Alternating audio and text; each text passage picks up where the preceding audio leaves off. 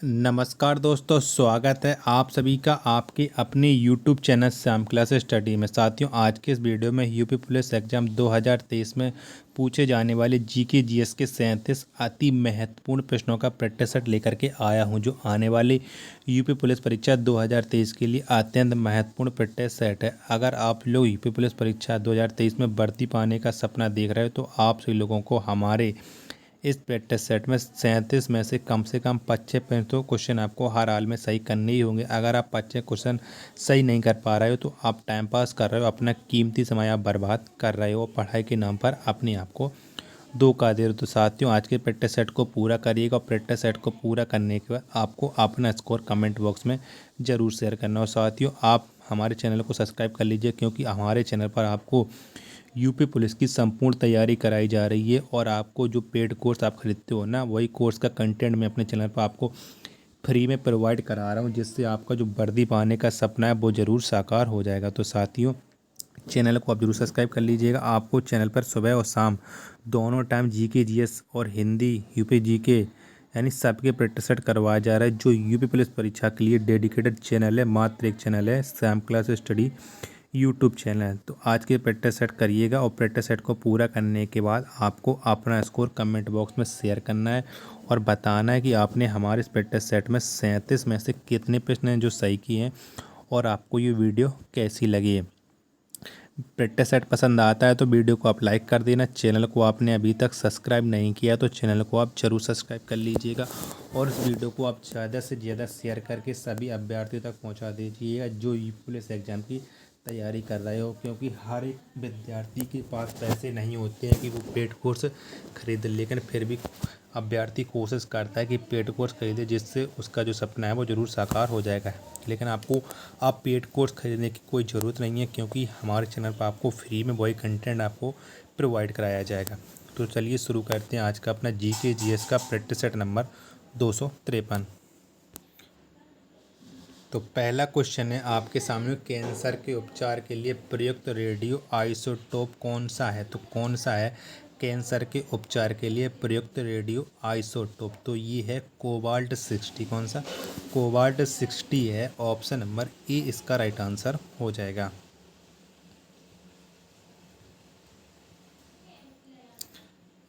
अगला प्रश्न है आपके सामने कि लक्षद्वीप की राजधानी कहाँ है? तो कहाँ पर है लक्षद्वीप की राजधानी? ये आपको बताना है। तो कहाँ पर है? तो लक्षद्वीप की राजधानी है कावारत्ती। कौन सी? कावारत्ती है लक्षद्वीप की राजधानी।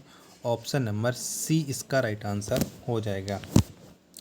अगला प्रश्न है आपके सामने कि नाटो का मुख्यालय कहाँ है? तो कहाँ पर है नाटो का मुख्यालय? ये आपको बताना है। तो कहाँ पर है?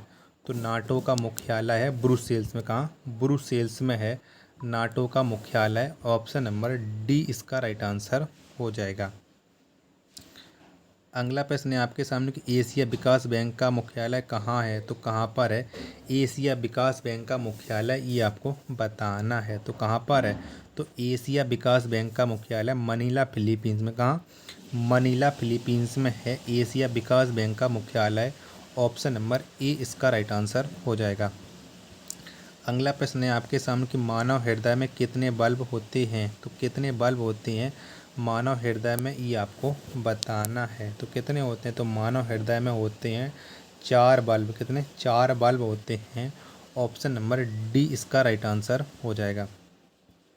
अगला प्रश्न है आपके सामने, गौतम बुद्ध द्वारा ज्ञान प्राप्ति की घटना क्या कहलाती है?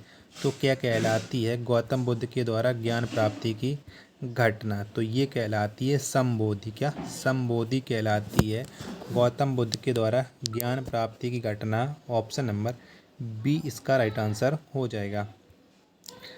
अगला प्रश्न है आपके सामने कि मानव शरीर में कुल कितनी हड्डियां पाई जाती हैं? तो कुल कितनी हड्डियां पाई जाती है मानव शरीर में? ये आपको बताना है। तो मानव शरीर में कुल 206। कितनी? 206 हड्डियां पाई जाती हैं। ऑप्शन नंबर बी इसका राइट आंसर हो जाएगा।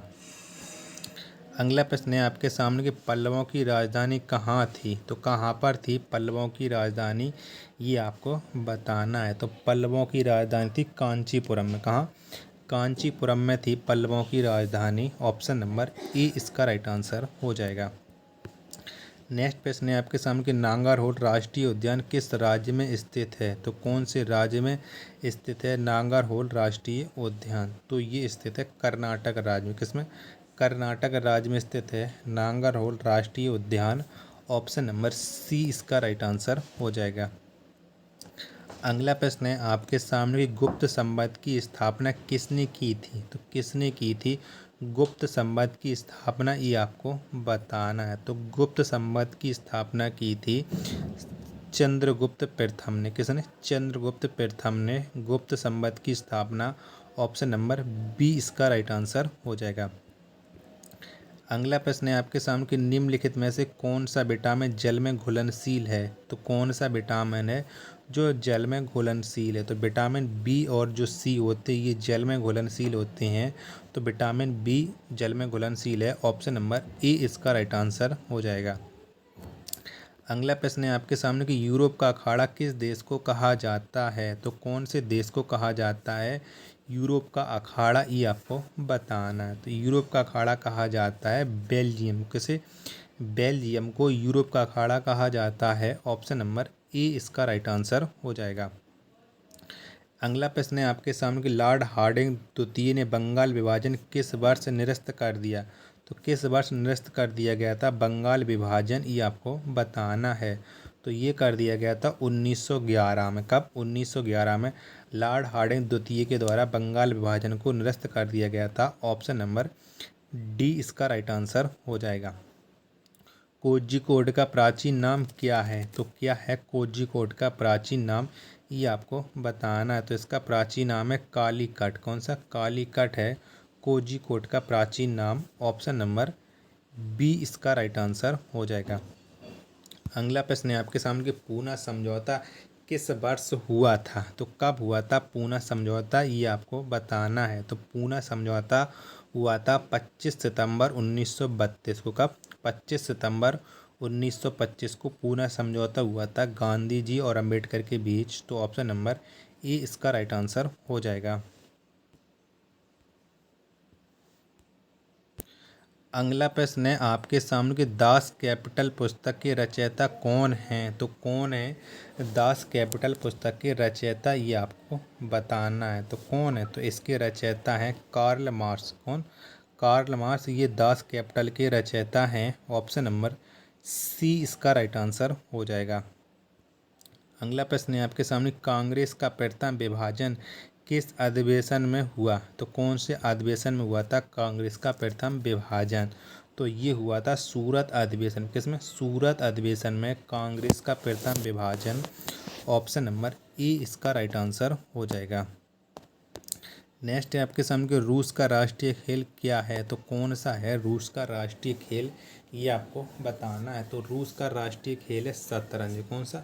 शतरंज ये रूस का राष्ट्रीय खेल है। ऑप्शन नंबर सी इसका राइट आंसर हो जाएगा।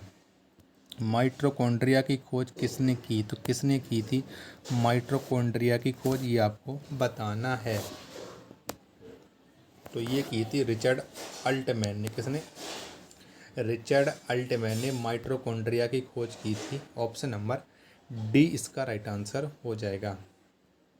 अगला प्रश्न है आपके सामने कि नादिर शाह ने भारत पर आक्रमण किस वर्ष किया था? तो किस वर्ष किया था नादिर शाह ने भारत पर आक्रमण? तो ये किया था उसने 1739 में। कब? 1739 में नादिर शाह ने भारत पर आक्रमण। ऑप्शन नंबर ए इसका राइट आंसर हो जाएगा। अगला प्रश्न है आपके सामने कि वुड डिस्पैच का संबंध किससे है? तो किससे है वुड डिस्पैच का संबंध, ये बताना है। तो वुड डिस्पैच का संबंध शिक्षा से। किससे? शिक्षा से है। ऑप्शन नंबर सी इसका राइट आंसर हो जाएगा। विश्व जनसंख्या दिवस कब मनाया जाता है? तो कब मनाया जाता है विश्व जनसंख्या दिवस? तो ये मनाया जाता है प्रतिवर्ष 11 जुलाई को। कब? प्रतिवर्ष 11 जुलाई को विश्व जनसंख्या दिवस। ऑप्शन नंबर बी इसका राइट आंसर हो जाएगा। अगला प्रश्न है आपके सामने कि वुड डिस्पैच को किसने लागू किया? तो किसने लागू किया था वुड डिस्पैच को, ये बताना है। तो ये लागू किया था लॉर्ड डलहौजी ने। किसने? लॉर्ड डलहौजी ने वुड डिस्पैच को लागू। ऑप्शन नंबर ए इसका राइट आंसर हो जाएगा। नेक्स्ट प्रश्न है आपके सामने कि भारत का सबसे लंबा समुद्री पुल कौन है, तो कौन सा है भारत का सबसे लंबा समुद्री पुल, ये आपको बताना। तो ये है बांद्रा बरकी सी लिंक। कौन? बांद्रा बरली सी लिंक, ये भारत का सबसे लंबा समुद्री पुल है। ऑप्शन नंबर बी इसका राइट आंसर हो जाएगा। नेक्स्ट प्रश्न है आपके सामने कि भारत का सबसे लंबा समुद्री पुल किस वर्ष खोला गया, तो किस वर्ष खोला गया था भारत का सबसे लंबा समुद्री पुल? तो ये खोला गया था 24 मार्च 2010 को। 24 मार्च 2010 को भारत का सबसे लंबा समुद्री पुल खोला गया था। ऑप्शन नंबर सी इसका राइट आंसर हो जाएगा। अगला प्रश्न है आपके सामने कि रेल बजट को सामान्य बजट से किस वर्ष अलग कर दिया गया, तो किस वर्ष अलग कर दिया गया था रेल बजट को सामान्य बजट से? तो ये अलग कर दिया गया था 1924-25 में। कब? 1924-25 में रेल बजट को सामान्य बजट से अलग। ऑप्शन नंबर ए इसका राइट आंसर हो जाएगा। अगला प्रश्न है आपके सामने केंद्रक की खोज किसने की, तो किसने की थी केंद्रक की खोज, ये आपको बताना है। तो केंद्रक की खोज की थी रॉबर्ट ब्राउन ने। किसने? रॉबर्ट ब्राउन ने केंद्रक की खोज की थी। ऑप्शन नंबर सी इसका राइट आंसर हो जाएगा। अगला प्रश्न है आपके सामने कि भारत के राष्ट्रीय गीत वंदे मातरम को सर्वप्रथम किस वर्ष गाया गया, तो किस वर्ष गाया गया था राष्ट्रीय गीत वंदे मातरम को? तो ये गाया गया था 1896 में। कब? 1896 में। ऑप्शन नंबर बी इसका राइट आंसर हो जाएगा। वंदे मातरम गीत को सर्वप्रथम किस कांग्रेस अधिवेशन में गाया गया, तो किस कांग्रेस के अधिवेशन में गाया गया था वंदे मातरम गीत को? तो ये गाया गया था कोलकाता अधिवेशन में। ऑप्शन नंबर सी इसका राइट आंसर हो जाएगा। रेडरे किस धातु का अयस्क है, तो ये किस धातु का अयस्क है रेडरे? तो ये है लोहा। किसका? लोहा का अयस्क है रेडरे। ऑप्शन नंबर ए इसका राइट आंसर हो जाएगा। अगला प्रश्न है आपके सामने कि पिग्मी किस देश के निवासी हैं, तो ये किस देश के निवासी हैं पिग्मी, ये आपको बताना है। तो पिग्मी है कांगो बेसिन के निवासी। किसके? कांगो बेसिन के निवासी हैं पिग्मी। ऑप्शन नंबर डी इसका राइट आंसर हो जाएगा। अगला प्रश्न है आपके सामने कि पेम्पुआ जनजाति का निवास क्षेत्र कहाँ है, तो कहाँ पर रहती है पेम्पुआ जनजाति? तो कहाँ पर रहती है? तो ये रहती है न्यू गिनी में। कहाँ? न्यू गिनी में रहती है पेम्पुआ जनजाति। ऑप्शन नंबर बी इसका राइट आंसर हो जाएगा। अगला प्रश्न है आपके सामने ताप एवं विद्युत का सुचालक अधातु क्या है, तो कौन सा है ताप एवं विद्युत का सुचालक अधातु? तो ये है ग्रेफाइट। कौन सा? ग्रेफाइट है। ऑप्शन नंबर ए इसका राइट आंसर हो जाएगा। अगला प्रश्न है आपके सामने कि संघीय मंत्रिपरिषद के विरुद्ध अविश्वास प्रस्ताव किस सदन में लाया जाता है, तो कौन से सदन में लाया जाता है संघीय मंत्रिपरिषद के विरुद्ध अविश्वास प्रस्ताव? तो ये लाया जाता है केवल लोकसभा में। कहाँ? केवल लोकसभा में। ऑप्शन नंबर ए इसका राइट आंसर हो जाएगा। अगला प्रश्न है आपके सामने कि बाजरा उत्पादन में भारत का अग्रणी राज्य कौन सा है, तो कौन सा राज्य है भारत का बाजरा उत्पादन में अग्रणी राज्य? तो ये है राजस्थान राज्य। कौन सा? राजस्थान है। ऑप्शन नंबर सी इसका राइट आंसर हो जाएगा। नेक्स्ट प्रश्न है आपके सामने कि बुशमैन कहाँ की प्रसिद्ध जनजाति है, तो ये कहाँ की प्रसिद्ध जनजाति है बुशमैन? तो कहाँ की है? तो ये है कालाहारी मरुस्थली। कहाँ की? कालाहारी मरुस्थल की ये प्रसिद्ध जनजाति है बुशमैन। ऑप्शन नंबर बी इसका राइट आंसर हो जाएगा। अगला प्रश्न है आपके सामने कि भारत में पुर्तगाली साम्राज्य का वास्तविक संस्थापक किसे माना जाता है, तो किसको माना जाता है भारत में पुर्तगाली साम्राज्य का वास्तविक संस्थापक? तो ये माना जाता है अल्फांसो डी अल्बुकर्क को। किसे? अल्फांसो डी अल्बुकर्क को पुर्तगाली साम्राज्य का वास्तविक संस्थापक। ऑप्शन नंबर ए इसका राइट आंसर हो जाएगा। तो अब आप बताइए कि आपने हमारे इन 37 प्रश्नों के प्रैक्टिस सेट में कितने प्रश्न सही किए और आपको ये वीडियो कैसी लगी। वीडियो पसंद आई हो तो वीडियो को आप लाइक कर देना। चैनल को आपने अभी तक सब्सक्राइब नहीं किया तो चैनल को आप जरूर सब्सक्राइब कर लीजिए। ईमानदारी के साथ कमेंट बॉक्स में अपना स्कोर शेयर जरूर करिएगा। मिलते हैं पर नेक्स्ट वीडियो में, तब तक के लिए धन्यवाद। जय हिंद मेरे प्यारे साथियों।